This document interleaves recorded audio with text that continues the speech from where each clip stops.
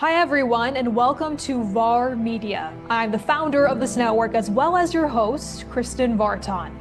Today on the show, we're talking about a moment that could potentially shape the future of Iran as well as the region for years to come.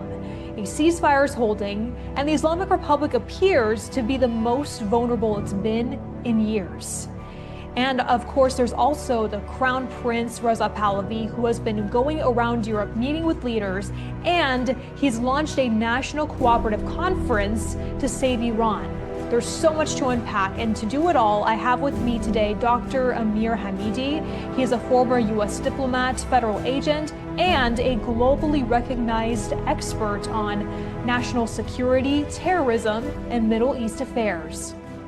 Dr. Amir Hamidi, thank you so much for joining us today on VAR Media. We have had so many conversations in the past, and it's a pleasure to do this formally with you.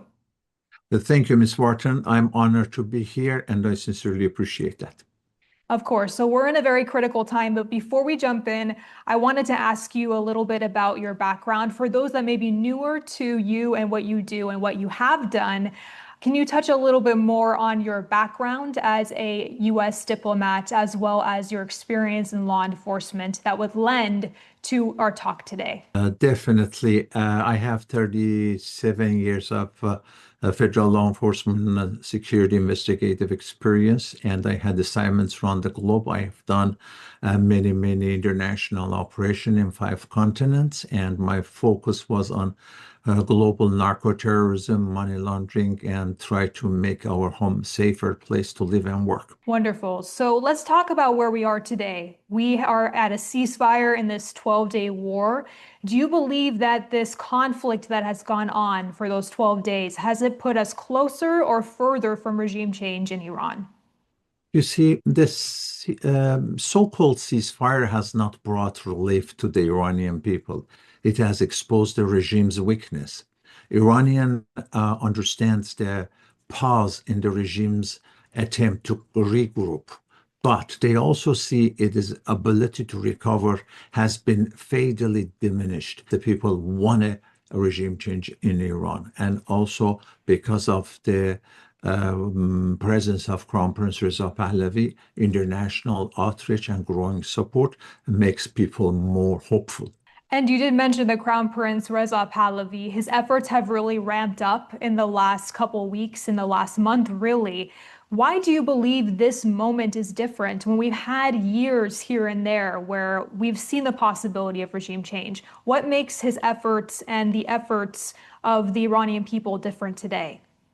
Because Prince Reza Pahlavi's global engagement from the U.S. Congress to European parliaments and diaspora organization has positioned him as the most credible voice for the democratic transition. And it is not seeking power because he's advocating for unified, secular, and democratic Iran. His prosperity project and emphasizes on national unity, the rule of law, that makes talking about the free elections and gaining traction worldwide, that makes Crown Prince Reza Pahlavi the best leader because he is looking not for a power, but he want to give the power to the people of Iran. 20,000 people have joined the National Cooperative with Reza Pahlavi to try and create a free Iran. What does this quick kind of signal to the rest of the world that he was able to get so many people interested in helping with the regime change in such a short amount of time, 1 week? Because first of all, people are thirsty for change. It's no doubt about that. And second, it brings the attention because of the global attention to the National Cooperation Conference, which they are believing that this conference, it is going to save, it's sending a great signal and it's going to save the momentum. The upcoming conference is unprecedented and the signals to the crystallize of national transition moment, because the moment is very crucial. It brings together opposition leaders, technocrats, human rights defenders, and military contacts, all of whom are committed and committed for the peaceful transition and institutional rebuildings. That brings a major hope to the people, especially inside Iran, and has major impact globally. For anyone at home that may be watching, that may be thinking, why regime change specifically and not reform? What would you say to someone who asks that question? Why not work within the system and do a complete shift in the type of power that Iran has in its structure right now? I think if you listen to the people, especially the younger generation inside, they will tell you they are chanting in the streets because the Islamic Republic is at this moment experiencing the most intense internal and external pressure in its 46 years of history. Its military infrastructure has been disseminated by the precise Israeli and the United States strikes, and economic collapse is accelerating basically, and public trust is virtually non-existent, and defection within security forces and even elites, elite units, in fact, are falling apart. And Khamenei's weeks, in fact, long absence has fueled speculation of deep unrest within the regime. This is not just a regime under pressure, it is a regime unraveling and falling apart. And that is the problem because you asked me about the ceasefire, but ceasefire has not brought relief to the Iranian people. It has exposed the regime's weakness. The regime is falling apart, and Iranians understand this. Pause is a regime's attempt to regroup, but they also see it is the ability to recover has been fatally diminished. Because of that reason, emotionally, the population remains restless, but globally, we know it's no other option than regime change. You've served as a US diplomat and a federal agent. So, from your perspective, what does it look like when a regime starts to collapse? And why would the regime be trying to create this front of a powerful entity when they are collapsing, in your opinion? You see, we have to look at for their criminal history.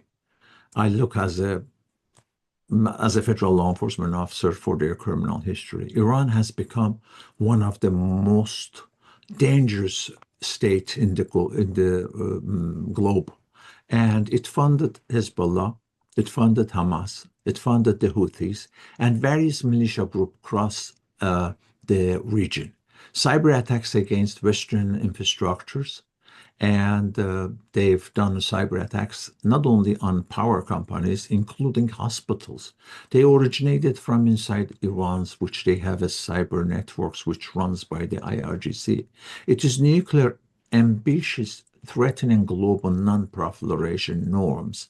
And those are the reason because this regime is not trustworthy, because the IRGC operates in a vast transnational criminal enterprises. This includes smuggling, money laundering, opium trafficking, heroin trafficking, methamphetamine trafficking, arms dealings, distribution, and illegal shipping around the globe. Iran's ports are the key nodes in global narcotics traffickings.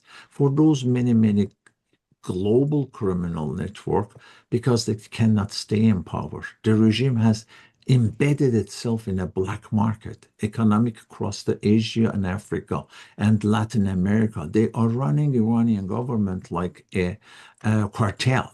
It evades sanctions through the use of front companies, illicit gold trade, cryptocurrencies, and offshore companies. These are they trying to avoid the sanctions, and those are the problem which outside we see they create in an unsafe environment for global population, and internally also we can see the internal regime's complete instability because the signs are being to be controlled from the insides. And they have intelligence leaks inside the IRGC, silent resignations within the key members of the ministries, increasing purge of the paranoia, specifically in past few weeks, and retirement of senior officials in the public life. The national cooperative that Crown Reza Pahlavi launched just a week ago, 20,000 people have joined that.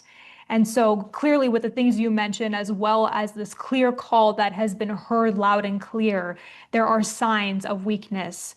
So how does this secure channel that he created play into this? And can this system really work, or is it too risky to trust? Crown Prince Reza Pahlavi created the National Cooperation Channel. And this is a strategic, basically, potential to newly launched secure channel for the Iranian military inside and the Iranian intelligence inside, Iranian government employees and Iranian government defectors to find a secure way to join and have communication. Because as you know, in recently we had since war started, no internet communication. Right. Basically, even the people cannot communicate with their own family. But this secure communication channel is a game changer. It enables military personnel, government insiders, and civil servants to communicate and coordinate safely. The safety is most important with the Iranian regime. As you know, how tyrannic and dictatorship is that regime. And this brings the transition of forces all together. It brings the platform bridge the gap between internal and organized transitions outside. These are, I think it will help to bring this transition together easily. But what risks do the Iranian military or security officials who join this face if they do try to defect? And how can we vet defectors that are legitimate to make sure that they're not possibly spies for the IRGC? We are expert on it, and we've done many, many years around the globe. Verification protocols includes multi-layered vetting, intelligence cross-referencing, and digital footprints and analysis, intelligence analytical work, cooperation with trusted international cybersecurity partners. These are all ensures ongoing monitoring. The community of defectors is also tasked with the internal accountabilities because they know what's exactly inside going on and then what's happening among themselves. Yes, and we've heard a lot of critics, despite all this organization, ask, well, what if we change the Iranian government and we have another Libya situation or an Iraq situation on our hands? What is your response to that? You see, those are the verbiage which Islamic Republic puts out. They were saying before, if the war starts, Iran is going to be split in many different parts, which didn't happen. And they were saying, if the war starts, we're going to have the Daesh is coming, or ISIS is coming, or Taliban is coming. And none of them it happened. We saw how people, they were united. They got together. And as you see, how they were happy. They were dancing in the traffic because they were trying to evacuate Tehran. Tehran has a millions of population, and they were effecting to survive the bombing. But at the meantime, in the traffic, they were happy and dancing, and they were celebrating, and they were hoping this is going to happen, and a regime is going to fall. And that really it happened because we saw. Let me explain about that how Islamic Republic is experiencing the most intense internal and external pressure in their history. And then we saw the head of the IRGC, the military intelligence forces, and so on, 30 plus of them, they got killed in like less than 24 hours. One thing I've noticed is there are some Western outlets that are currently inside of Iran who are covering the aftermath of the 12-day war and the ceasefire.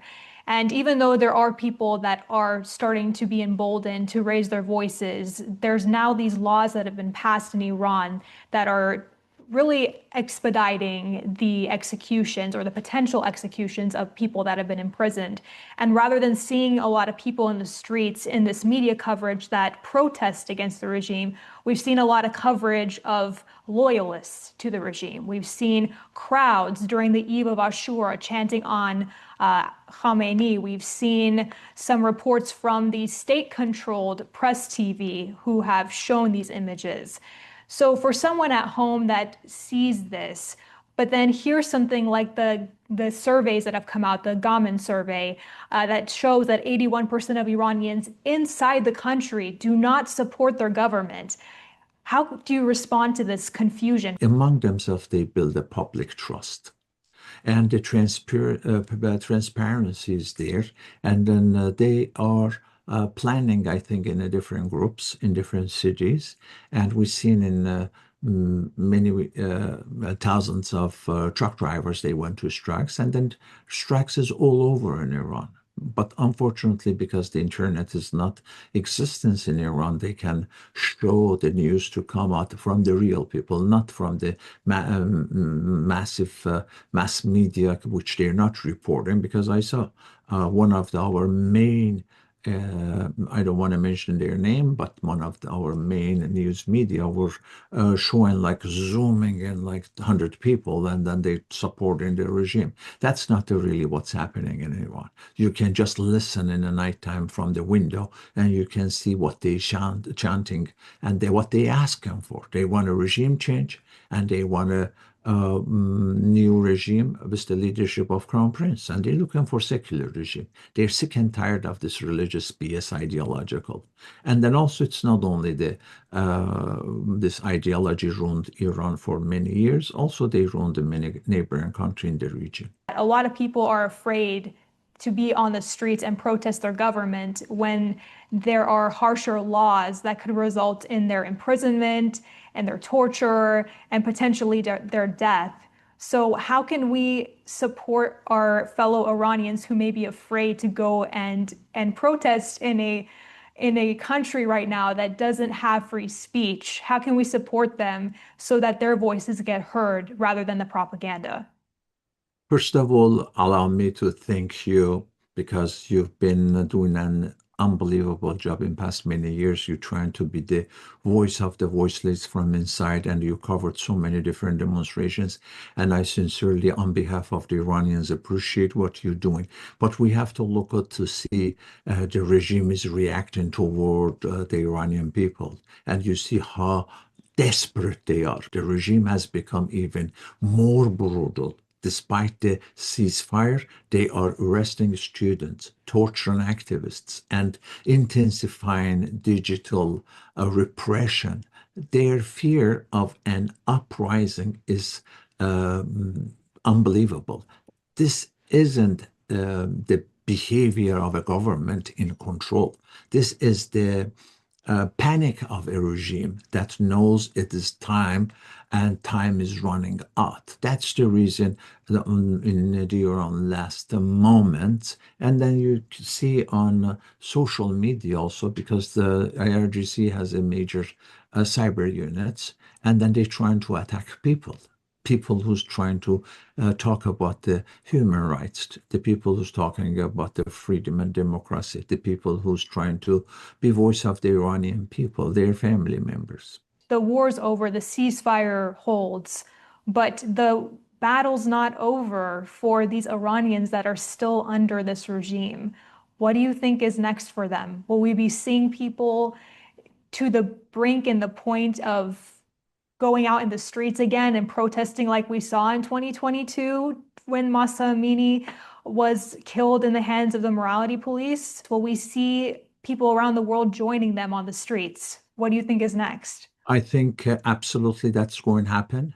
It's just a timing. It is a short time that will happen. And then we've seen also across Iran and the diaspora also growing network professionals, doctors, engineers, cyber experts are organizing for the day after of overthrow of this regime inside the country. Grassroots coalitions are preparing for stabilizing while a broad diaspora network is building their transnational framework. Tech experts are breaching censorship. Independent media are helping national awareness. These aren't scattered efforts. They are increasingly coordinated, focused, and on one shared goal: a stable, free, democratic, secular Iran. And my point of view, because as you know, I fight against Islamic Republic in past 46 years because it is a criminal regime. It is a dictatorship, and for that reason, now we hear many, many millions of Iranians inside and outside country. They need international communities to support them. They need moral clarity and decisive support. No more appeasement. Media and international governments, they need to know. And international government, they need to expel the regime's diplomats, recognize the Iranian people's right to self-determination, provide secure tools for communications and organizing them, and above all, stop legitimizing the terrorist regime. Stand openly and firmly with those risking everything for the freedom. These are very, very important.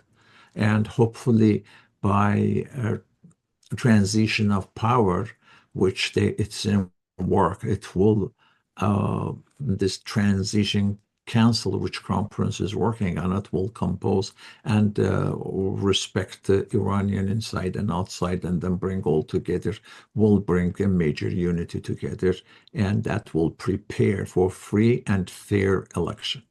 Dr. Amir Hamidi, thank you so much for your time and sharing your expertise with us today.